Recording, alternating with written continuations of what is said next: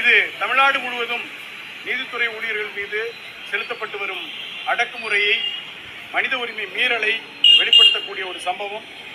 இது தொடர்ச்சியாக தமிழகத்திலே பல்வேறு நீதிமன்றங்களிலே, பணியிடங்களிலே ஊழியர்களுக்கு, குறிப்பாக கடைநிலை ஊழியர்களுக்கு, இன்னும் சொல்ல போனால் நீதித்துறையிலே பணியாற்ற அனைத்து நிலையிலுமே பணியாற்றக்கூடிய ஊழியர்களுக்குமே இந்த பிரச்சனையை தொடர்ந்து ஒரு இழிவுபடுத்தப்படுவதும், அவர்கள் அவமரியாதை செய்யப்படுவதும், ஒரு மன உளைச்சலில் இப்படி ஒரு தவறான முடிவை எடுப்பதற்கான ஒரு சூழ்நிலையை ஏற்படுத்தி கொண்டிருக்கக்கூடிய சூழ்நிலை இருக்கிறது. எனவே இந்த சூழ்நிலையை கண்டிப்பாக மாற்ற வேண்டிய கடமை மாண்புமிகு உயர்நீதிமன்றத்திற்கு இருக்கிறது. இதில் நீதி கிடைக்கும் என்று தமிழ்நாடு நீதித்துறை ஊழியர் சங்கம் நம்புகிறது. கண்டனம் தெரிவித்து ஒரு தமிழகம் முழுவதும் இருக்கக்கூடிய அனைத்து நீதிமன்றங்கள் வாயிலேயும் கவன ஈர்ப்பு முடிவு செய்திருக்கோம். இந்த வீடியோவில் நான் பேச போகிற எல்லா விஷயங்களுமே டிஸ்கிரிப்ஷன் பாக்ஸில் 4-5 லிங்க் கொடுத்துருக்கேன். ஆர்டிகிள் மேகசின் லிங்க் தான். அதை நீங்கள் கிளிக் பண்ணி ஃபுல் டீட்டெயில்ஸுமே நீங்களே ரீட் பண்ணி பார்த்து பொறுமையாக தெரிஞ்சுக்கலாம். இதில் நான் ஷார்ட்டாக பேசி முடிச்சிட்டேன். எல்லா விஷயத்தையும் இந்த ஒரே வீடியோவில் கன்வே பண்ணிடுறேன். ஃபஸ்ட்டு பார்த்தீங்கன்னா, உத்தரப்பிரதேசில் ஒரு கோர்ட்டில் அந்த ஓஏக்கிட்ட மிச்சர் கேட்டிருக்காரு, பிஸ்கட் கேட்டிருக்காரு ஜட்ஜு. அவங்க மிச்சரை தூக்கி கொடுத்துருக்காங்க. இந்த ஒரு மிச்சர் கொடுத்ததுக்காக நீ எப்படி மிச்சரை கொடுக்க போகுதுன்னு சொல்லி அதுக்கெல்லாம் பார்த்தீங்கன்னா ஒரு கேஸை போட்டு சம்மன் அனுப்பி போட்டு பாடாப்படுத்துகிறாங்க. இந்தியா ஃபுல்லாக இந்த மாதிரி விஷயங்கள் நடந்துட்டு தான் இருக்குது. ஓஏக்கு எதிராக, ஆஃபீஸ் அசிஸ்டண்ட்டுக்கு எதிராக. பிப்ரவரி முதல் ஏப்ரலுக்குள்ளே இந்த 3 மாதத்தில் 3 நீதிமன்ற ஊழியர்கள் தற்கொலை முயற்சி ஈடுபட்டாங்க வெவ்வேறு மாவட்டங்களில். அதில் ஸ்ரீவில்லிபுத்தூர் விஷயத்தை பற்றி உங்கள்கிட்ட ஒரு நாள் கன்வே பண்ணியிருந்தேன் வீடியோ மூலமாக. அதுக்கப்புறம் அதற்கான அப்டேட்லாம் உங்களுக்கு வரிசையாக தொடர்ந்து கொடுக்கல. அதை பற்றி அடிஷனல் இன்ஃபர்மேஷன் நான் சர்ச் பண்ணி பார்த்து எடுத்ததில் அதை பற்றி உங்கள்ட்ட நான் ஷேர் பண்ணுறேன். அவர் என்ன போஸ்டிங்கில் இருந்தார் கேட்டீங்க. அவர் போஸ்டிங் பார்த்தீங்கன்னா ஜூனியர் அசிஸ்டன்ட் போஸ்டிங்கில் இருந்திருக்காரு. ஜூனியர் அசிஸ்டன்ட் ஜேஏன்னு சொல்லுவாங்களா, அந்த போஸ்டிங்கில் இருந்தவர் தான். அவரே அவருடைய ஒர்க் ப்ரெஷரை தாங்க முடியாமல் மன உளைச்சலுக்குள்ளாகி இந்த மாதிரி பண்ணியிருக்காரு.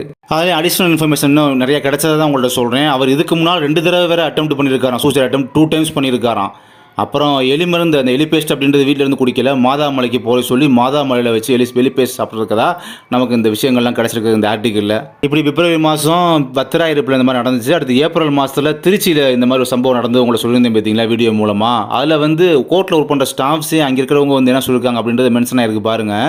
நீதிமன்றத்தில் ஒர்க் பண்ணுற ஸ்டாஃப்ஸ்லாம் பார்த்தீங்கன்னா கொத்தடிமைகளை போல் நடத்துகிறாங்க. எங்களை ஹியூமன் ரைட்ஸை மீறக்கூடிய செயலெல்லாம் இங்கே நடக்குது.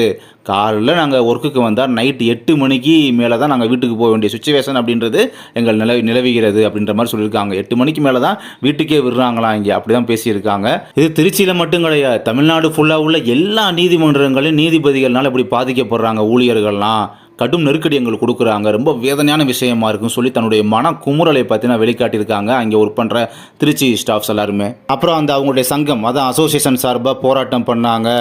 தொடர்ந்து அதை பற்றி நான் வீடியோ போஸ்ட் பண்ணலை உங்களுக்கு. தொடர்ந்து போராட்டம் அப்படின்னு நடந்திருக்கு. 2-3 நாள் தொடர்ச்சியாக பண்ணியிருக்காங்க. மாபெரும் போராட்டமாக தமிழக அளவில் சேர்ந்து அங்கங்கே இருக்கக்கூடிய ஊழியர்கள்லாம் சேர்ந்து ஒற்றுமையாக அப்படிலாம் அந்த லெவலில் நடந்திருக்கு. அதை பற்றி நம்ம சேனலில் உங்களுக்கு டெலிகாஸ்ட் பண்ணி சொல்லலை, ஓகேங்களா? அப்படி இருந்துமே இவ்வளோ போராட்டம் பண்ணியுமே அந்த திருச்சி ஊழல் தடுப்பு நீதிமன்றம் தானே, அங்கே இருக்கக்கூடிய அந்த நீதிபதி பாக்கியம் அப்படின்றவங்க தான், அதுதான் அவங்க மூலமாக தான் அந்த பர்சன் இறந்தது திருச்சியில். என்ன பண்ணிட்டாங்கன்னா, சென்னை நீதிமன்றம் அப்படியே இடமாறுதல் பண்ணிட்டாங்க, அவ்வளோதான் பண்ணாங்க. நீதிபதியை இந்த இடத்துல எதுவுமே தண்டிக்கவே இல்லை. அதை நீங்கள் புரிஞ்சுக்கணும். இந்த இடத்துல தப்பு பண்ண நீதிபதி பாக்கியம்ன்றவங்களுக்கு ஹைகோர்ட்லேருந்து ரெஜிஸ்டரோ இல்லை ஹைகோர்ட்டு சிஜேஇ அந்த தலைமை உயர்நீதிமன்ற தலைமை நீதிபதியோ எந்த ஒரு பனிஷ்மெண்ட்டுமே கொடுக்கவே இல்லை அப்படின்றத நீங்கள் புரிஞ்சுக்கிறணும். அண்ட் இந்த வீடியோவில் பார்த்தீங்கன்னா உங்களுக்கு ரொம்ப ஷார்ட்டாக பேசி முடிச்சுட்டேன். ஒரு 4-5 இதுக்கு டிஸ்கிரிப்ஷன் இருக்குது. அதை நீங்கள் ஃபுல்லாக உட்காந்து ரீட் பண்ணால் தான் ஆஹா இப்படிலாம் விஷயம் நடந்திருக்கு அப்படின்றது உங்களுக்கு அப்போ தான் தெளிவாக தெரிய வரும். நான் அதில் ஷார்ட்டாக பேசிட்டேன்.